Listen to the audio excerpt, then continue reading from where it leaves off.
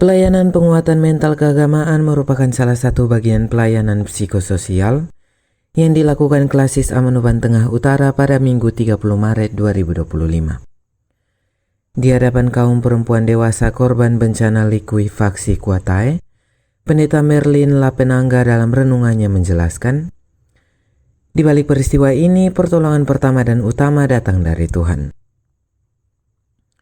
Mengutip firman Tuhan dari Ibrani pasal 13 ayat 6, Tuhan penolongku, Pendeta Merlin mengatakan, bencana yang dialami saat ini tentu datang tanpa rencana. Bencana ini otomatis menjadikan manusia berada di titik terendah atau terpuruk. Manusia berada dalam ketidakpastian dan keputusasaan. Manusia berada di persimpangan jalan.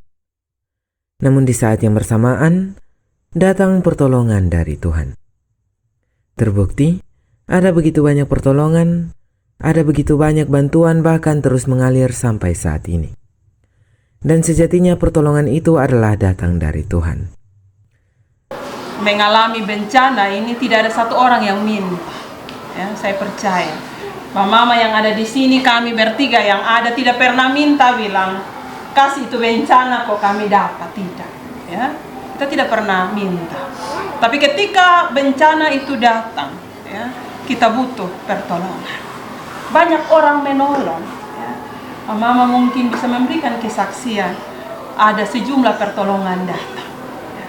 Tapi kita punya satu keyakinan iman bahwa pertolongan-pertolongan yang datang itu datang dari Tuhan. Hal senada disampaikan Pendeta Mega Neolaka. Menurut Pendeta Mega, tidak semua orang menginginkan adanya bencana atau musibah. Dan musibah itu tidak bisa dihindari karena menjadi bagian dari perjalanan hidup manusia.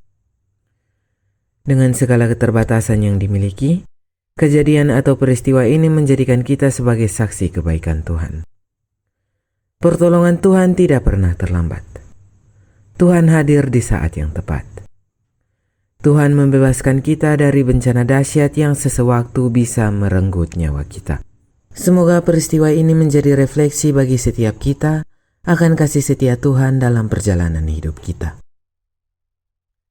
Kepada warga terdampak bencana, Pendeta Mega memberi penguatan bahwa kehilangan harta benda bukanlah sesuatu yang asing ketika sesuatu musibah melanda.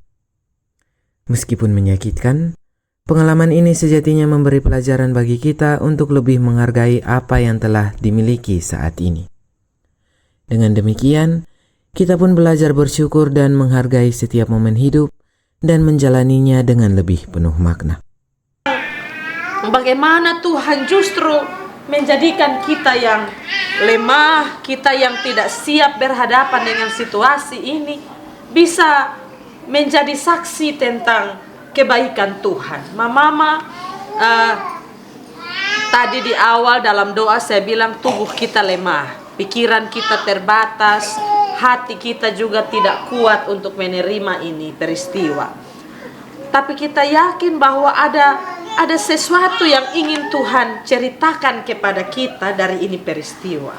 Dan yang pasti bahwa baik, akan ada kebaikan yang kita alami. Saya coba menempatkan diri di mama maupun posisi.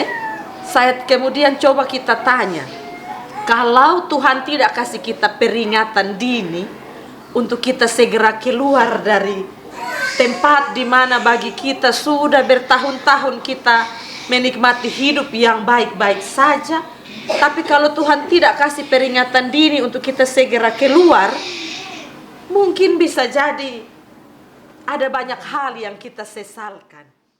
Pulcelere KLTV News mewartakan.